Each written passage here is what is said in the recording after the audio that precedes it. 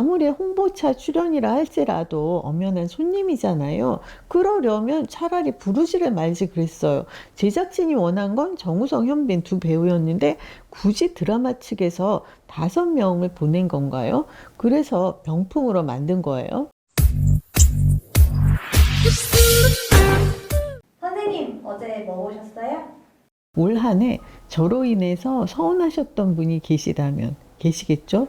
부디 용서하시고 두루 무탈한 새해를 맞으시기를 기원합니다. 제가 지적하는 걸 좋아한다고 여기시나요? 저는 칭찬을 좋아합니다. 성의 있고 배력 있고 최선을 다하는 분들을 발견하면 여기저기 소개하느라 바빠요.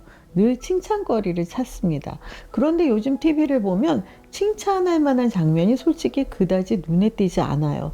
이러니 TV가 사연길이지 저 혼자 혀를 차곤 합니다. 이번 주에는 칭찬할 게 있을까요? 있습니다. 엄밀히 말하면 TV가 아니라 OTT네요. 넷플릭스 흑백 요리사 시즌2에는 칭찬거리가 아주 풍성하더라고요. 그런데 그 이야기에 앞서서 지적거리부터 짚고 가야 되겠어요. 다른 프로그램 얘기부터 할게요. 제가 방송을 보다가 너무너무 열받았거든요. 27일에 방송된 MBC 전지적 참견 시점 378회입니다. 이영자 씨가 지난 10월에 이어서 다시 한번 가맥집을 열었어요. 여기에 디즈니 플러스 시리즈죠. 메이드 인 코리아의 주역 현빈, 정우성, 박용우, 노재원, 강계로 씨가 찾아왔는데요. 제가 아니 이거 이래도 되는 거야 하고 갸웃했던 지점은 손님이 분명 5명인데 이영자 씨를 필두로 랄라 씨, 풍자 씨, 그러니까 진행자 격인 3사람이 현빈 씨하고 정우성 씨, 이 두 배우에게만 오롯이 집중한다는 점이었어요. 특히 박용우 씨에게는 누구도 질문을 제대로 던지지 않았어요. 그래서 목소리 자체를 들을 수가 없었습니다. 그나마 노재원 씨하고 강기루 씨는 뭐 작품 소개를 하기도 하고 노래를 부르거나 뭐 성대모사를 하기도 했는데, 그런데 박용우 씨에게는 그 어느 것도 주어지지 않았습니다. 중간에 정우성 씨가 극 중에서 직급은 박용우 씨가 위다 이렇게 말을 해줘서 박용우 씨가 맞다 이렇게 수긍하는 한마디를 겨우 했을 뿐이에요. 그 외의 발언이 재미없어서 편집을 한 건지 아예 말을 건네지 않은 건지 그건 뭐 시청자로서는 알기 어렵죠. 편집을 했던 질문을 하지 않았던 어느 쪽이든 무례합니다. 아무리 홍보차 출연이라 할지라도 엄연한 그 손님이잖아요. 그러면 차라리 부르지를 말던가요. 제작진이 원한 건 정우성, 현빈 두 배우였는데 굳이 드라마 측에서 5명을 보낸 건가요? 그래서 병풍으로 만든 건가요? 박용우 씨는 71년생으로 95년 MBC 공채 탤런트로 배우 일을 시작했습니다. 나이로 보나 이력으로 보나 홀대를 당할 배우가 아닙니다. 현장에서 담은 분량이 워낙 없어서 쓸 게 영 없어서 난감했다면 스튜디오에서라도 언급을 했어야죠. 이야기거리가 풍성한 작품이 있잖아요. 97년작 영화 울가미, 윤소정, 최지우 씨와 함께한 당시 화제작이었습니다. 영상을 보면서 이야기를 나누는 구성인지라 박용우 씨가 의도치 않게 찬밥 신세가 됐다는 걸 눈치챌 만도 한데 아무도 신경을 쓰지 않았습니다. 요즘 그 무리를 빚은 출연자를 편집으로 애써 가리는 경우들이 있는데 누가 보면 박용우 씨가 뭔가 잘못이라도 한 줄 알겠어요. 정우성 씨라면 또 몰라도 박용우 씨의 그 불량 실종은 납득하기가 어렵습니다. 다시 말하지만 그런 식으로 손님을 홀대할 거면 차라리 부르지를 마세요. 박용우 씨가 뭐 낯을 심하게 가리거나 언변이 부족해서일까요? 아닙니다. 나영석 PD가 진행하는 유튜브 채널 15야에 메이드 인 코리아의 배우 현빈, 박용우, 우도환, 서은수 씨가 역시 홍보차 출연을 했어요. 물론 주연급인 현빈 씨의 비중이 다소 높기는 했으나 비교적 고르게 이야기할 기회가 주어졌습니다. 박용우 씨가 시작하자마자 예산 적은 현장은 배우마다 의자가 없는데 이번에는 모든 배우의 의자가 다 있더라. 여기 돈 많이 쓰는 데구나 싶었다. 이런 그 농담을 먼저 던지기도 해요. 배역 속에도 나영석 PD가 박용우 씨에게 가장 먼저 부탁을 했고요. 감독의 제안으로 가발을 쓰고 나오게 됐는데 그로 인해서 잔인하면서도 웃긴 아이러니한 캐릭터가 만들어졌다. 이렇게 설명을 하더라고요. 그리고 또 중간중간에 치고 들어오기도 했고요. 문제가 전혀 없었어요. 여러분 시간 여유 있으실 때 그 채널 15야 영상을 한번 찾아보세요. 전지적 참견 시점이 도대체 왜 그랬을까? 왜 박용우 씨의 목소리가 들리지 않은 걸까? 정말 의아하실 거예요. 혹시 그 마이크 배터리가 없었던 걸까요?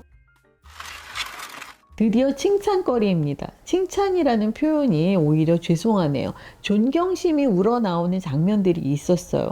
흑백 요리사 시즌2가 돋보이는 건 경쟁 구도 속에서도 서로에 대한 배려와 존중이 느껴지기 때문이에요.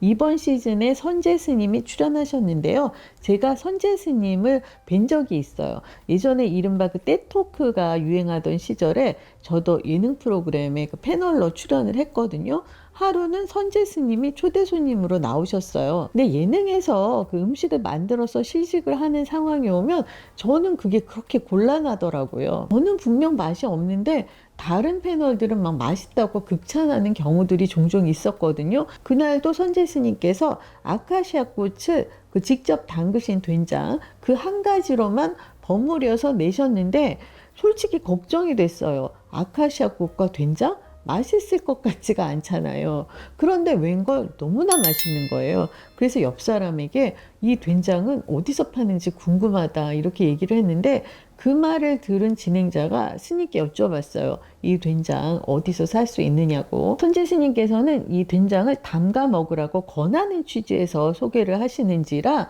된장을 판매하지 않으신다고 하시더라고요. 그 소신 있는 가치관 그 두고두고 마음에 남았습니다. 그런 선재 스님께서 이번에 흑백 요리사에 출연하신다고 해서 솔직히 걱정이 됐어요. 혹여 마음을 다치시는 일은 없을까?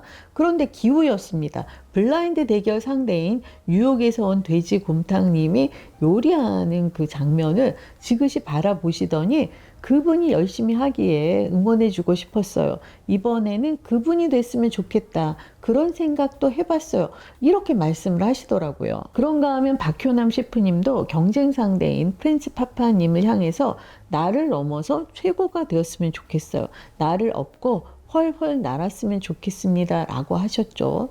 흑백 요리사 시즌2가 특별한 이유는 연세의 지긋한 거장들의 몸에 밴 배려를 통해서 인생을 배울 수 있다는 거예요. 흑과 백 팀 대결에서 가장 놀라운 분은 그 백팀의 후덕죽 셰프님의 그 팔로우십이었어요. 자신보다 경력이 한참 아래인 후배의 지시에 누구보다 수능을 잘 하시더라고요. 요리의 그 핵심이라고 할 수 있죠. 소스 만드는 일은 후배에게 넘기시고 잔일이지 싶은 그 참외를 무치고 물기를 짜는 일에 오히려 앞장을 서시는 거예요. 심지어 그 후배가 자신의 칼을 말도 하지도 않고 가져다 썼는데 별로 개의치 않으셨어요. 아까 말씀드린 그 흑수저 팀의 그 뉴욕에서 온 돼지곰탕님, 선재 스님과의 대결에 앞서서 한 수 배우겠습니다 라고 하더니 곰탕이 전문인 요리사잖아요. 그런데 공정한 대결을 위해서 오롯이 채소만으로 요리를 했죠. 심지어 이 걸을 때조차 스님의 보폭에 맞춰서 천천히 걸었고요.